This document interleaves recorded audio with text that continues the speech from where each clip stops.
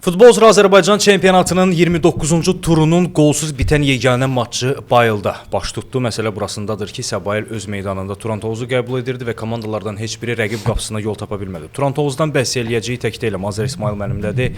Azər, salam, hər vaxtın xeyir olsun. Salam Emin, daha bir gözləntilərdən aşağı olan maç, yenə futbolsuzluq fonunda, həm də nəticəsiz oyun, istənilən nəticənin qazanılmadığı oyun bugün əsas mövzumuzdur. Amma bununla yanaşı təəssüf ki, başqa mövzularımız da var. Oyunu bir yerdə izləyirdik meydandan və Səbaili meydanı əslində biraz mənim daha çox xoşuma gəlir. Çünki meydana daha yaxınsan futbolçu. Ona görə yox ki, futbolçular görə bilirik. Ona görə ki, baş verənləri daha yaxşı hiss eləyir və nəticə çıxartmaq olur. Sənin qeydlərin oldu orada. Mənim çox xoşuma gəldi həmin qeydlər. Məsələn, oyunun əvvəlində Rəhimin bir epizodu var idi. Meydanın sol cırağında və biraz boşluqlar yarandı filan. Qəribədir əslində. Bu boşluqların yaranması nə dərəcədə? Məsələn, qayıdaq elə həmin epizoda. Dərhal Səbail əks hücuma keçir Turantovuzun qapısına. O da ki, belə deyək də, Səbailin ustalığı sayəsində baş verən əks hücum deyildi. Sadəcə olaraq Turantovuz həmin epizodda o qədər boşluq yaratdı ki, Səbail baxdı ki, burada neyniyim, yəni neynəsəm onsuz da əks hücumdur, kontratakdır. Nədir indi burada O dediyindən yola çıxaraq biz onu deyə bilərik ki, bu oyunda da fərdi səhvlər çox gördük və burada həqiqətən də məşqçi və görülən işlərə bağlamaq olmur. Yəni misal üçün həmin o epizodda Səbail top başlayırdı, Rəhim vaxtında düşə bilmədi deyə Səbail yaxşı bir hücuma çıxdı və təsadüfən ikimiz də həmin epizoda çox diqqətlə baxırdıq. Yəni qeyd elədiyimiz epizod tək o deyildi. Və bunun kimi bir neçə epizodlar var idi. Tapsaq montajda həmin kadrı qoyarıq ora. Bu nəyə görə deyirik? Yəni buna artıq heç bir səviyyədə, heç bir klubda məşqçi müdaxilə edə bilmir də. Yəni məşqçi bu dərəcədə öyrədə bilmir. Əgər bu dərəcədə öyrədirsə artıq o peşəkar futbolçu deyil.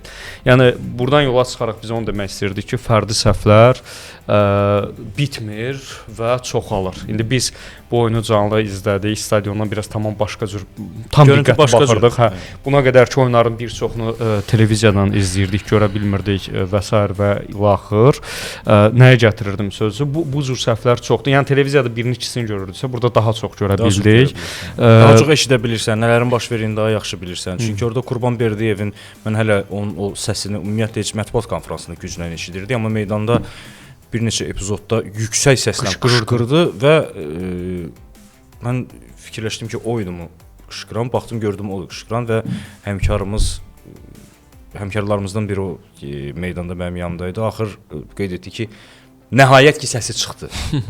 Və bir kommentariya da verdi ora ki, onun da səsi çıxmayıb, kimin səsi çıxmalıdır? Çünki Avrokubokun əldən getmə qorxusu var və bu biz hər tur görürük ki, bu qorxu, bu risk daha da böyüyür. Və yenə də baş məşqçi, mən bu cür ifadələr işlətmək istəmirəm, tezdir məncə, amma məsələn biz deyə bilərik ki, artıq Qurban Berdiyev düşənib, onun futbolu köhnəlib, tam o da deyil, normaldır, hər şey qaydasındadır, bu heyətdən, bu vəziyyətdə bəzi reallıqlar var, amma məşqçi işində uğursuzluqlar ciddi mənada sözünü deyir, yenə də məsələn, bəzi adlara şans verməsi, yenə də bəzi əvəz etmələrin gecikməsi və ya edilməməsi və yaxud da bugün baş verənlər bəzi futbolçuların performansı göstərir ki, buna qədər ki, bəzi oyunlarda onlar meydanda olmalı idi, meydanda deyil.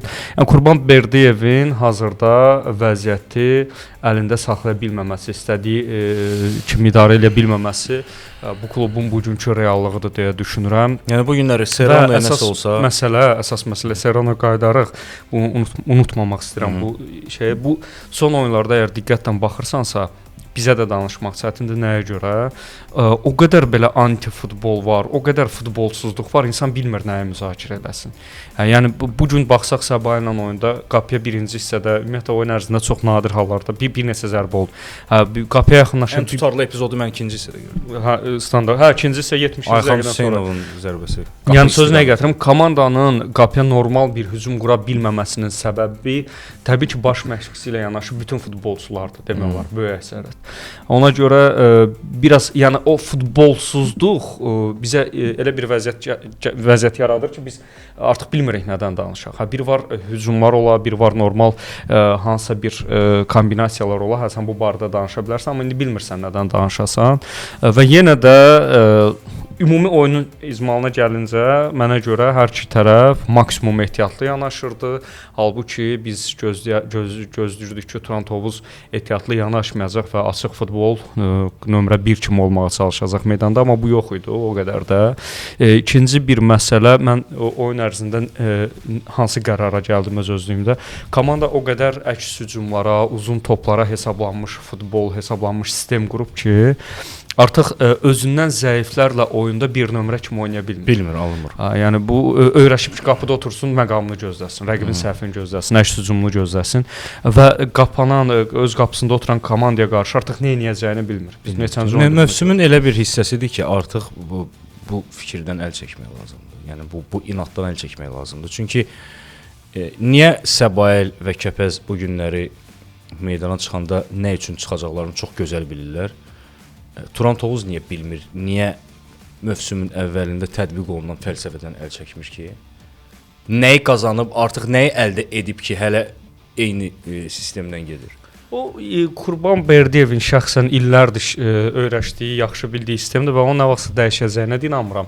Sadəcə onu yaxşılaşdırmaq və inkişaf elətdirmək lazımdır və yaxud da onu effektiv istifadə etmək lazımdır. Yəni sən uzun toplar və standart vəziyyətlər üzərindən bir komanda qurmusansa, bunu nəticəyə çevirməlisən. Çevirmirsənsə artıq problem burdadır. Məncə əsas bu sualın cavabı məncə budur. Və təbii ki, heyətdəki itkilər də öz sözünü deyirdi. Heyətdəki itkilər aydın məsələdir. Çünki onlar bərpa olmayana qədər, yəni oturub gözləmək də bir iş deyil. Turnir davam eləyir. Komandalar öz xallarını qazanmağa çalışır, öz rəqiblərini əzib keçməyə çalışır. Yəni Turan Tovuzda itkilər var deyə, yəni B planı mən belə başa düşürəm ki, yoxdur. Yəni son 5 oyuna baxsaq 9 buraxılan və 3 vurulan qol göstəricisi var komandanın. Yəni heç aktivində və passivində belə deyək. Yəni bu halda baş məşqçi və oyunçuların ətrafında neqativlərin çox olması normaldır. Təbii ki, bu vəziyyətdə çox istərdik ki, necə olur olsun, məsələn, o Serrano'nun cərimə zərbəsi qol olardı. Bu cür situasiyadan çıxış yolu ən ideal variant birtəhər nəticə qazanmaqdır. Yəni 1-2 oyunda nəticə olsa futbolçularda da vəziyyət dəyişər. Çox ciddi özünə inamsızlıq var futbolçularda. Məsələn, mövsümün əvvəlində komandanın oyunundan və sair asılı olmayaraq mövsümün əvvəlində hamı futbolçular biz danışırdıq da, necə ağız dolusu Qurban Berdiyev deyirdi. Yəni o bilsən iş yaxşı olmasa belə içlərində o adın böyüklüyünə inan var idi. Amma sanki indi biraz bu barədə durğunluq var və məncə bir yaxşı nəticə vəziyyət. Nə qədər də bunu gizlətmək istəsən. Yəni söhbət ona getmir ki, komanda bu dəqiqə onu gizlədir və yaxud da ki yəni bununla narahat deyil. Bu komanda üçün axırıncı, yəni narahat edici məqamlardan biridir, amma ümumiyyətlə hər şey hiss olunur. Artıq futbolçuların da bir balaca ruh düşkünlüyü hiss olunur. Onların da gərgin olması hiss olunur. Mövsümün bütün bariyerlərini artıq aşmışıq. Məsələn, qış fasiləsindən dərhal geri dönəndə tamam başqa bir futbol olur, tamam başqa bir gərginlik olur. Yəni onu da keçdi komanda, yaxşı da keçmədi. Artıq nə qalıb? Mübarizə yalnız turnir cədvəli çempionatda qalmaq uğrunda güclü bir mübarizə gedir. Turnir cədvəli xallar baxımından Turan Tovuzun 3-cülük uğrunda mübarizəsi, yəni real görünürsə deyirəm ki, real görünür. Məncə yəni bu gedişat onu göstərir ki, real göstərir. Yer gəlmiş, indi biz veriliş çəkdiyimiz vaxt Araz Naxçıvan da 2-0 hesabı ilə. Araz Naxçıvan da artıq ikinci topu vurdu və irəli keçdi hesabda. Üçüncülük mübarizəsi çox çətindir. Çox çətindir. Yəni komanda oturub kubok oyununda Qarabağın nəticəsini mi gözləsin? Yəni, bu da bir iş deyil. Yox, ümumiyyətlə o barədə biz o istiqamətdə danışsaq suallar çoxdur. Əgər gözləsə də lap yaxşı olsa belə Avropaya gedəcək heyət hələ hazır deyil. Avropaya gedəcək sistem yoxdur və bir oyun, iki oyun. Lap tutaq ki, düşsə belə. Vəziyyətin asılı olaraq çətin, çox göstərici olaraq əlbəttə ki, sözsüz ki, göstərici olaraq bu çox vacibdir Turan Tovuz üçün. Əlbəttə klubun gələcək taleyinə birbaşa təsir edə bilər. Yəni orada çünki Qurban Berdiyev Azərbaycana gələndə Düzdür, indi hər dəfə oyundan sonra mətbuat konfranslarında bu sual vermək alınmır. Əsasən tapşırıq verir ki, oyunla bağlı olsun suallar. Amma mənə maraqlıdır. İstəyirlər. O bilirmi ki, o Azərbaycana gələndə təkcə Tovuzlu yox, Azərbaycanlı futbol azarkeşi nə gözləyirdi Turandan, nəyi görmək istəyirdi. Elə bu mövsüm. Lazım. O söhbətlər də var ki, bu mövsüm birinci mövsümdür, biraz şans vermək lazımdır. Okey, yəni şans startı elə götürdü ki, O start da biraz o start mı Allah'tır, yəni bilmirəm də indi. Əslində indi bir tərəfdən biz bu son oyunlar üzərindən danışırıq, amma hər zaman deyirdik də, əslində bütün verilişlərimizdə deyirik və real qeyd eləmişik ki, yəni asan olmayacaq. Asan olmayacaq və ümumiyyətlə sən nə qədər böyük məşqçi olursan, olduğun çempionatın və klubun reallıqlarına görə zaman lazımdır. Yəni biz dəfələrlə deyirik, məsələn Rəşad Sadıqov da gəncdir, istəkli məşqçidir, Qurban Qurbanov kimi, Qarabağ kimi bir sistemdən çıxıb, amma o zirəni gör neçə çox ilə uzun illər getdi və bu mövsüm sübut olundu yer gəldi. Nəhayət 30-durdu da komandanın və digər klubların da hamısında vəziyyət odur.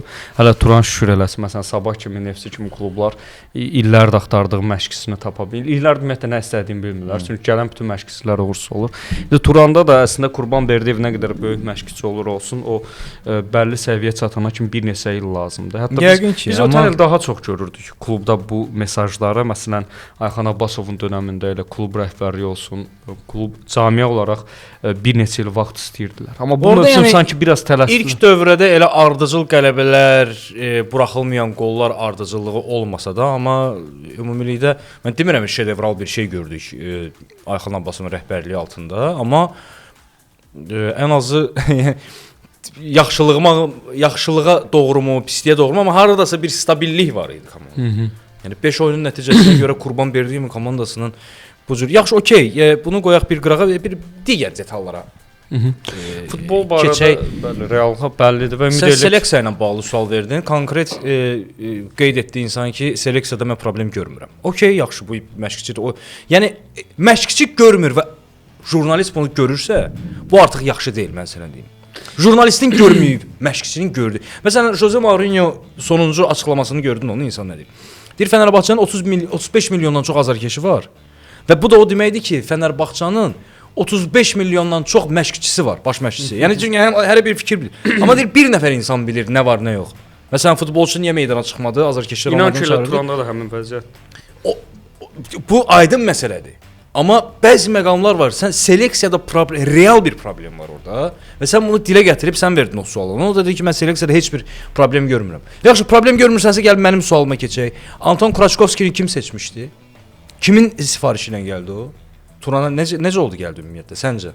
Ehtiram Quliyevin fikirləşdi ki, Rusiyada belə bir futbol, Qazaxstanda belə bir futbolçu var, onu gətirək bura. Kim seçdi? Yəni Anton Kraçkovski Azərbaycanda heç bir futbol menecerinin ağlına gəlməyən bir futbolçudur ki, bunu Qurban Berdiyev tanıyırdı. Aydın məsələdir ki, o gətirib. Və sual ünvanladıq ki, əslində suallar bir neçə futbolçu ilə bağlı idi, amma həmin gün həmin futbolçular meydanda oldu. Ona görə sual Anton Kraçkovski qış transfer pəncərəsində komandanı gücləndirmək məqsədi ilə komandaya gəldi və onu biz meydanda görmürük. Niyə? Cavab: hansı futbolçu şans qazanırsa, onun da yəni şans veririk. Kraçkovski bura gələndə insan nə düşünür ki, gəl görüm hələ şans qazana biləcəksənmi? İnsanlar qəpiyi üstünə qoyur ki, açıq danışaq da, harasa bir çıxaq. Bilirsən, bu hər oyundan sonra bunun biraz cərməsi olur, filan. Futbolçunun burada qalmağı, hələ mən maaşdan danışmıram. Futbolçunun burada qalmağı biraz, özün bilirsən ki, bir legioner nə qədər başa gəlir. Çünki quruculuq işləri var, hələ komanda tam hazır deyil ki, bəzi məsrəfləri özü qarşılasın. İndi bəlli məsələ. Qonağımız olub, funksioner özü qeyd eləyib bunu. Öz dili ilə deyib. Və bu belə olan bir halda futbolçu gəlir bura və biz onu meydanda görmürük. Kimi uduzur rəqabəti? Mərkəz müdafiəsində kimi uduzur rəqabəti? Yaxşı, onu uduzursa, cəlb olunan mərkəz müdafiəçiləri ilə Anton Kraçkovski arasında nə qədər fərq var idi gör? Yarımda. Yəni burada seleksiya, sənin sualın düzgün sual idi. Seleksiyada problemlər var və bunun məsuliyyəti kimi özləri. Orada sual belə idi ki, gətirilən futbolçuların bir çox oynamır və yaxud da uğursuzdur. Uğursuzdur. Və siz bunu klubda seleksiya probleminin seleksiya səhvlərinin olduğuna bağlayırsınızmı? Düşünürsünüzmü ki, qış dönəmində Və kimdir buna məsul şəxs? O və orada açığı mən bəzən olur yerli gənc məşqçilərdən mi deyim, indi onlar da bir mənalı qəbul eləməzlər bu fikirlərimi, amma istər-istəməz və yaxud da elə bir klubda, elə bir situasiyada olur ki, biraz belə yayındırıcı cavablar, diplomatik cavablar belə. Məsələn, mən Qurban Berdiyevə onu nə yaraşdırmırdım, nə gözləmirdim. Orada məsələn arqument gətirdi ki, gətirdiyimiz 2 müdafiəçi sintetikaya tez öyrəşdi. Yəni o birisilər sintetikaya öyrəşmir. Amma o şey idi, yəni yayınmaq idi. Yəni mən ona icazə versəm bir şey deyim. Görmürəm və ikinci məsələ mən aşağı əvəzedicilərdə izləyirəm gücüm çatdığı qədər. O arqument deyil. İzləyirsən, son oyunda da meydandaydım. Ha, elə son oyunda Kraçkovskini yaxşı görmək imkanım oldu. Sən də kim qeybolarında oyununu izləyirsən. Ha, elə Qurban Berdiyev də oradaydı. Elə bir yerdə baxırdıq. Ha, o yuxarıdaydı. Sən məşqçi olmaq istəyirsən, yavaş-yavaş. Yox, oradan çıxırsan. Yox, maraqlar var və deməli orada bir neçə əsas heyətdən futbolçusunu düşürmüşdülər. Elə biri də Kraçkovski idi və olduqca aşağı inansan o gənclərdən heç nə ilə seçilmirdi. Halbuki mən o gələndə o çox ciddi gözləntim var idi və bəlkə də azarkeşlər xatırlayar, Türkiyədəki birinci yoxlama oyununda uzaqdan da düşsə videoda çox əla performans. Çox yaxşı. Dedi nəhayət gəldi yaxşı futbolçu. Dəyərləndirildi futbolçu. Tək bir nəfər, 2 nəfər tərəfindən. Amma indi baxırsan. Və Qurban Berdiyevin o cavabının arxasında nə var idi? Yəni digərlərini sintetikaya öyrəşdirməliyik. Yəni burada da bir uğursuzluq var. Yəni birincisi cavabdan qaçmaqdır. İkincisi sən bunu sintetikada oynaya bilməyən, tez öyrəşə bilməyən futbolçunu gətirmisən. Yenə də burada kimdəsə günah axtarmaq, məncə axtarmağa məcbur. Ona sual verəndə ki, elə Səbaili meydanında, həmin Səbail Turantovuz oyunundan sonra sual verəndə ki, süni ot örtüyü sizi biraz narahat eləmir. İnsanın cavabı var, faktlar var. Yox, heç problem yoxdur. Nə var onlar da oynayırıq. Bu bizim üçün heç problem yaratmır. Mən bilirdim axı problem yaradır. Bura gələn oyunçulardan da soruşmuşam. Hamısı deyib ki, problem yaradır. O problem mən demirəm ki, tez dəyişilsin. Söhbət ondan getmir. Söhbət baş məşqçinin verdiyi cavabdan gedir. Problem yoxdur. Nətər problem yoxdur ki, sən Marandiçini itirdin orada. Bəzi futbolçuları hələ də bərpa eləyə bilmirsən. Əsas heyətdə oynatmaq, hansı ki oynamalıdırlar. Bəziləri özünü qoruyur oynayır. Bunlar hamısı bağlıdır süni meydan. Mən səni inandırım. Çoxsu bağlıdır. İnsan deməli bu sualdan qaçdı. Sən reallığı deməliydin. Deməli ki, bəli, problem var. Yəni reallıq nədir? Bəli, problem var, amma olanımız budur. Heç olmasa bu cavab verərdin. Sən qeyd etdi ki, baş məşqçi, yox, heç bir problem yoxdur, yaratmır. Qaydasınlar. Yəni ki, sualı mən özüm fikirləşdim ki, bəlkə mən səhv sual vermişəm. Yəni niyə mən sual verməliyəm ki, süni meydan problem yaratmır? Mən belə düşündüm hətta. Yəni bu məqamlar var. Baş məşqçinin suallardan yayınmağı və yaxud da ki, mən onu biraz da yola vermək kimi qeyd edirəm. Çünki sənin də sualında, mənim də sualımda biraz sualı anında başa düşdü və diplomatik cavablar. Tez, özündə bir cavab fikirləşdi ki, seleksiyada problem yoxdur. Kraçkovski yenə oynamır. Şans qazansın, oynasın. Qurtardı, getdi. Niyə şans qazansın? Bir də o məsələ biz danışmışıq, o hər şeyə çox baxır. Çox böyük baxır, çox akademik baxır. Orada da problem var. Onu danışmışıq. Məsələn, yəni bu insana nə qədər zaman lazımdır ki, başa düşsün ki, biraz tarazlaşdıraq. Kraçkovski ilə bağlı məsələndirəm. Bu düşünür ki, həmən gətirmişəmsə, buna pul xərcləmişsə, oynatmağa borclu deyiləm də. Futbolçu yenə də özünü sübut eləməlidir ki, mən heyətimə düşsün. Amma biz Turan reallıqlarından baxırıq da. Bu elə bir klubdur ki, burada bu dəqiqə bunu etmək o qədər də rahat deyil, doğru deyil. Yəni ki, sən o qədər imkanı, maddi imkanları olan, o qədər belə böyük, oturuşmuş, nəticəli klub deyilsən ki, deyəsən mən 30 nəfəri bir heyət yığıram, kim özünü sübut eləsə oynayacaq. Sən deyə bilmirsən, məcbursan ki, elə bir futbolçular seçəsən ki, maksimum uduzmayasan da futbolçu gətirəndə. Yəni onu demək istəyirəm. Yoxsa mən gətirdiyim futbolçuları da hələ təzədən bir özünü necə aparmağına baxım. Bu kluba uyğun deyil məncə. Bu kluba gözəl qeyd elədin. Məsələn, əgər baş məşqçi Rusiyada işləsəydi, Rusiyada çalışsaydı, böyük klublarda olsa. Yox, Rusiyadan danışaq. Elə çünki Rusiyanın maliyyə imkanları bizlə müqayisədə çox yüksək səviyyədədir. Məsələn, sən Spartakı çalışdırsan. Məsələn, olmasın Spartak, olsun Dinamo Moskva, bilmirəm hansınısa. Çalışdırsan və Azərbaycandan, Qazaxıstandan, olsun Avropadan, məsələn, bir futbolçu gətirsən və orada həmin futbolçuya şans verməsən, mən bunu başa düşə bilərəm.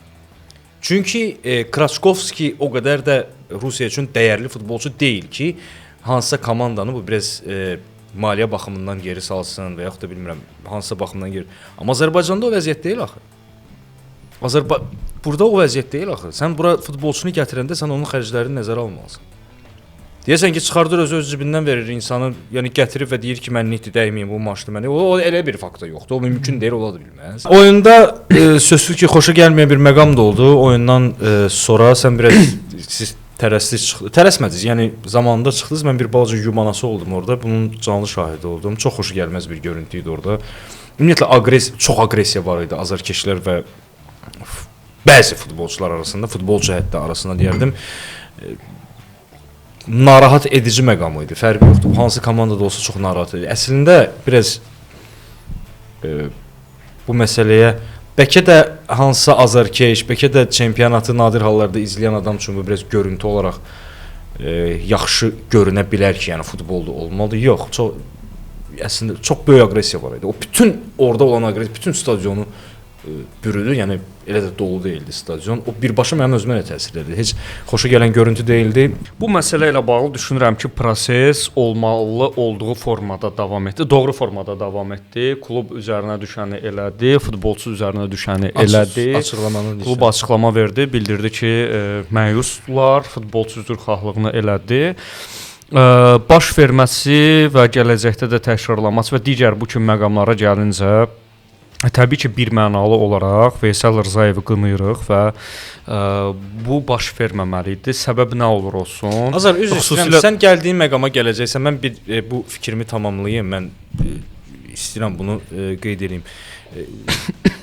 Söhbət ondan getmir ki, burada kimsə səhv elədi, kimsə düz elədi. Bu qarşılıqlıdır. Yəni biz bundan əvvəl danışırdıq ki, futbolçu, komanda və Turan Tovuz azarkeşi arasında möhtəşəm kontaktdan danışırdıqsa birinci dövrədə.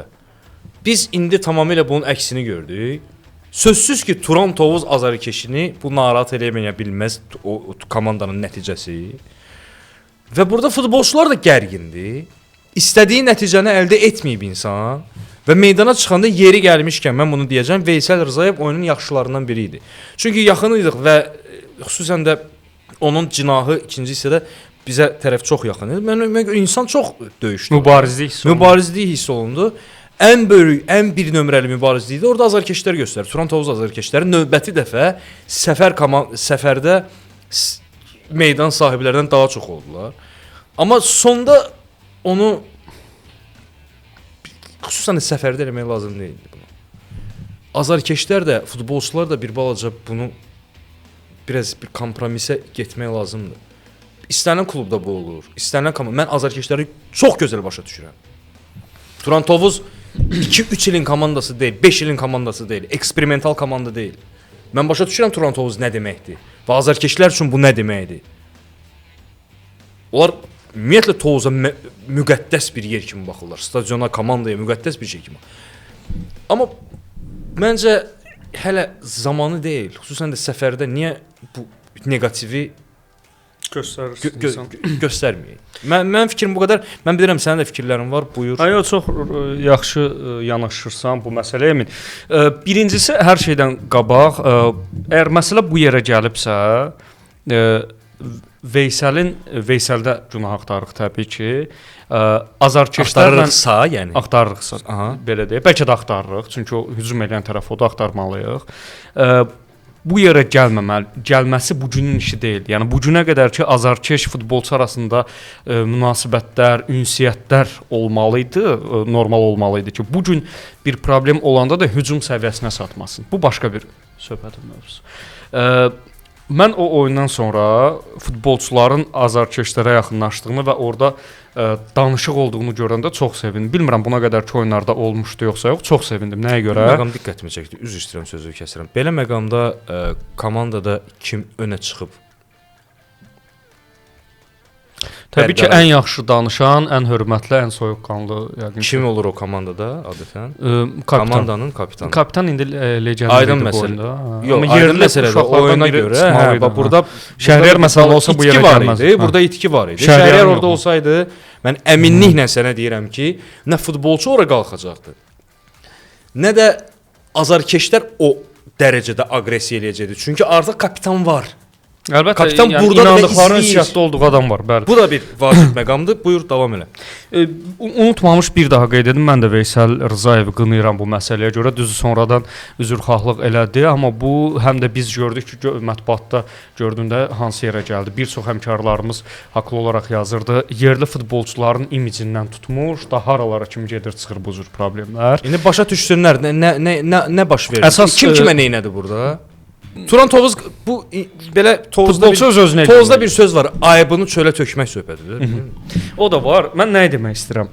Niyə lazım deyil? Yəni mənim onu demək istəyirəm ki, nə futbolçu tərəfindən, nə də azarkeş olmamalı bu öz deyil. yerində. Mən heç kimin tərəfini saxlamıram burada. Hər iki tərəf də haqlıdır. Futbolçunun beyni qanlı, istədiyi nəticələri əldə etməyib. O özü də bilir ki, azarkeşlər qarşısında müəyyən qədər günahkardır. Azarkeş də bu tərəfdən aqressiyasını göstərir və nəticədə bu qalmaqal yaranır və məncə biraz sakitləşmək. easy. Hə. Yox, əsas bayaqdan gəlmək istədiyim nöqtə qalır.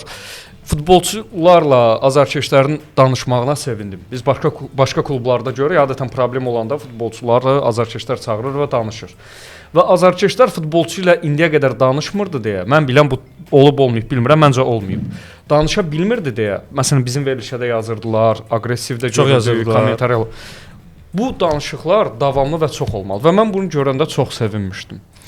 Bunun bu formaya gəlməsində təbii ki, yenə də Veysel Rzayev günahkardır. Çünki sən futbolçusan, sən xaraktersən, sən tribuna aqressiyasına, tribuna qərəz əsəbinə, tribunaya öyrəncəlisən. Peşəkarlığın bir hissəsidir bu əgər əslində. Bu immunitet olmalıdır buna qarşı. Yerində. Və bundan sonra bir daha qeyd edeyim, klub məncə prosesi doğru apardı, doğru qərarlar verildi, doğru paylaşımlar, açıqlamalar edildi.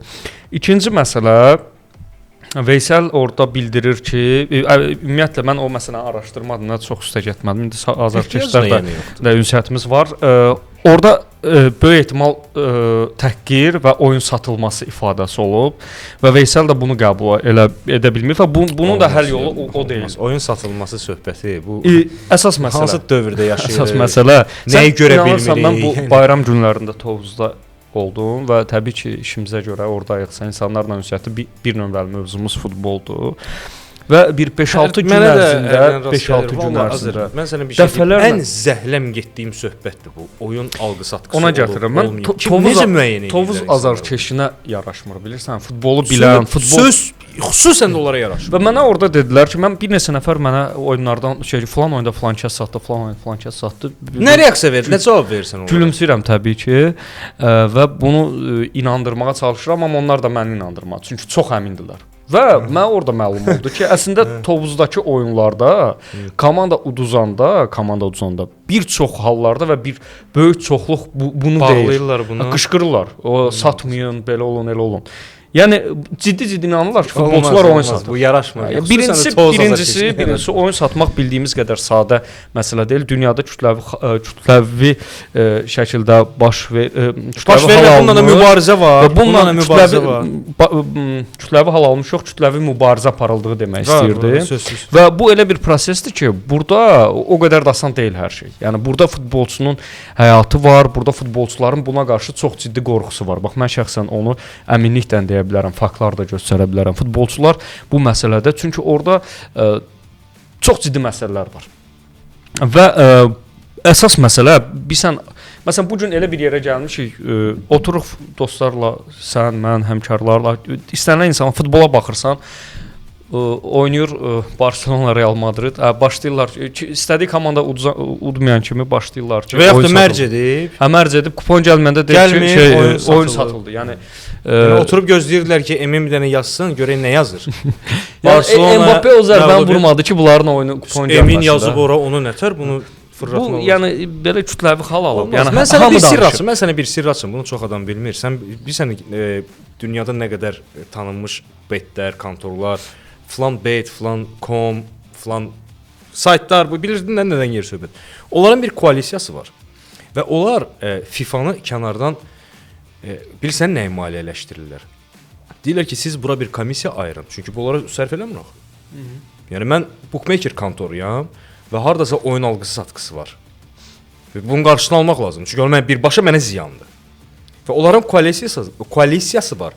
Onlar bunu yüksək məbləğdə maliyyələşdirir ki, bunun qarşısını alın. Sən təsəvvür elə bunun qarşısını almaq uğrunda hansı səylər, yəni pul olan yerdə möhkəm bir iş gedə bilər də, düzdürmü? Əlbəttə. Yəni onlar bunun marağındadır.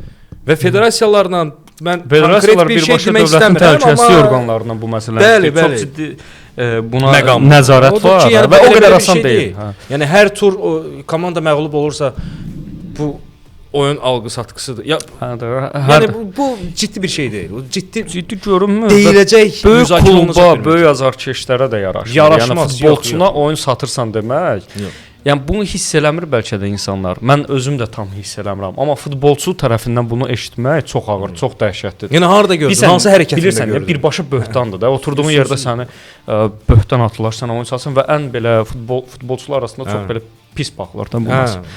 Və ona gətirirdim ki, orada da o ifadə işlədilib və buna qədər də dəfələrlə Tovuz publikasında, tribunalarında bu sözlər işlədilir və bu doğrudan da qəbul edilməzdi. Yəni mən heç cür yaraşdırmam və burdan da səslənirəm. Üsulu deyil axı qardaş. Əgər komanda burdan da məğlub olubsa, səslənmək sən istəyirəm. əsəbləşmisənsə, sən o sözü niyə işlədəsən ki, oyunu satmısan? Bu söhbət deyil axı bu. Ümumiyyətlə bir-biri ilə ünsiyyətdə azarkeşlər də buna qarşı mübarizə aparmalıdır. Yəni sən burada Aparanlar da oturmusan, yanında kimsə bunu deyirsə, onu da başa salmalısan. Çünki bu qədər asan kiməsə oyun satırsan demək ən sadə halda ədalətsizlikdir. Və sən öz futbolçuna, öz sevdiyin dəyərlərə bu qədər axmaqlıqdır qardaş. Bu iş deyil axı.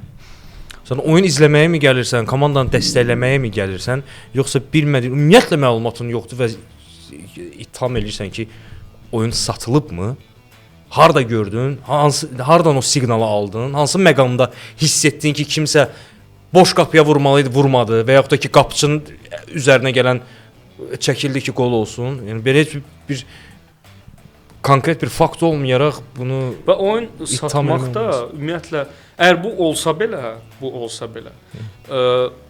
birincisi futbolçuya bu lazım deyil də. Yəni o qədər orada ciddi məsələlər olmalıdır ki, o bunu eləsin. Və bu motivasiya nədir? Niyə satsın? Yaxşı, Səbahilə niyə satsın? Dərhal yerindəcə siqnallar gedir. Sözsüz ki, əlbəttə. Və klub buna bax, məsələn biz Şamaxıda nümunəsini gördük də. Yəni sadəcə orada onun müəyyən ilkin əlamətləri olan kimi futbolçularla bağlı o səviyyədə futbolçular necə silindi də. Gördük futboldan, AFA-da adiyyata. Yəni bu elə bir həssas məsələ. Bu bir dəfə olur, olanda da demək olar ki, onu tuturlar çox rahat. Çünki siqnallar birbaşa düşünmədən dərhal qərar verilir ki, bu insan futbolla vidalaşsın və yaxud da bundan daha və onu tapmaq çox asandır. Yəni orada sanksiyalar. İstəyənlər tapır. Yəni biz bilmirik, onun mütəxəssisləri var.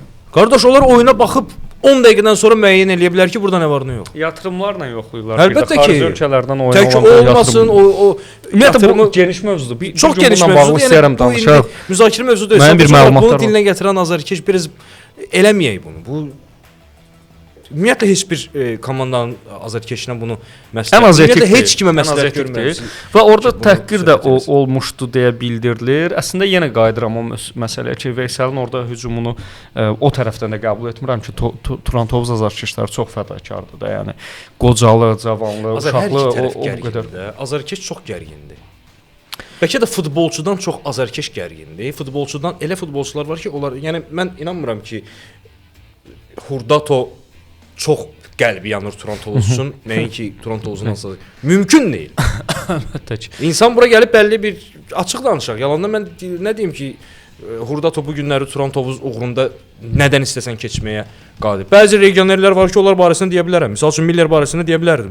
İndi bəlkə zamanla Hurtado da elə olacaq. Ola bilər, amma ümumilikdə bir nömrəli komanda üçün canı yanan insan varsa, bu əziyyət çəkib səfərə gedən, səfərdən Tozdan Bakıya, Bakıdan Toza gedən və yaxud da Gəncədən Bakıya, Bakıdan Gəncəyə, Şamaxıdan, Qəbələdən yol ölçüb gələn komandanın yanında dəstək o borcudur. O insan deyir ki, bu mənim mən orada olmasam mümkün deyil. Mən komandanın bir hissəsiyəm. Ondan çox əlbəttə ki, heç kim narahat olmayacaq. Azarkeş gərgindir. Futbolçu da gərgindir axı. Hər iki gərgin tərəfin arasında bu, yəni əslində xoşa gəlməz bir hadisə idi. Mən ümid eləyirəm, inanıram ki, heç bir klubda bu baş verməyəcək. Biz bunu görmüşük təkcə Turanda yox. Biz bunu Neftçidə də görmüşük, digər komandada. Amma Yox, təbii Eləmi- olmalıdır, amma olmasın. futbolçu da biraz özünü qorumalıdır. İndi sabahları ultras da bunlar fanatdır. Bunlardan yəni hər şey elə bilər də. Yəni səhv də olsa, doğru da olsa, azarkeş peşəkar olmağa borclu deyil də. Yəni emosiyadır gəlir. Azarkeş çılğın Dəstəklədiyi kimi Azarkeş çılğınlığı da meydanda, olur, yəni amma- bu mən bir şey deyim, bu azarkeş subbədəniyyətdir. İngiltərədə əslində bu çox aşırı bir hal almışdı. O xuliqanların dövründə bilmədilər artıq nə etsinlər. Cəmaət futbola baxımlılığından əziyyət çəkirdi. Biz baxımsızlıqdan əziyyət çəkirik. O qədər futbola baxımlılıq var idi ki, bu artıq şəhərlər arası, bölgələr arası müharibəyə gətirib çıxardırdı. Nə elə eləyək ki, bir sistem fikirləşək ki, bunlar dalaşmaz falan. Bir tərəf bunun qarşısını alırlar. Yəni bu okey, normaldır. Bu subbədəniyyətdir, olmalıdır. Amma birincisi Azərbaycanda futbol səviyyədə deyil. Bu bir. İkincisi də ki, o səviyyəyə çatmaq uğrunda həm də bu faktorları aradan qaldırmalıyıq. Yavaş-yavaş bir-birimizə dəstək olaraq əl-ələ verək bir hərəkət eləyək. Hamımızda olur. İstənilən insan, səndə də olur, məndə də olur. İstənilən insanda olur ki, beyin çönəndə, xüsusən də bu fanatdan gedir. Oradakılar bu adi insanlardan fərqli insanlardır, mən sənə deyim. Mən onlarla ünsiyyətdə olmuşam. Onlar normal adamlardan fərqli insandır. Onların beynində başqa şeylər fırlanır. Mən çox fanatlar görmüşəm. Onlar bizdən çox fərqlidir. Onlar tamam başqa. Biz normal oturaraq məsəl üçün çay içdim falan. Onlar yəni onları başa düşə bilmir. O fanatdır, insan dəlisidir futbolun. Bu hər şeyə hazırdır. Belə, yəni mən ümid eləyirəm ki, bundan sonra belə bir faktlar olmaz. Zamanımız bu günləri çox getdi Azər və daha çox təəssüflər olsun ki, bu neqativ halla bağlı danışdıq. Əlavən yoxdursa, Yox, sabahla oyunda uğurlar. Məncə bir qələbə hər şeyi dəyişəcək. uğurlar, Turanı sevin, sevməyə də davam eləyin. Azərbaycan futboluna baxır. Azərbaycan futboluna azarkeşlik eləməyə də davam eləyin, amma gəlin bir-birimizi başa düşək. Sağ olun.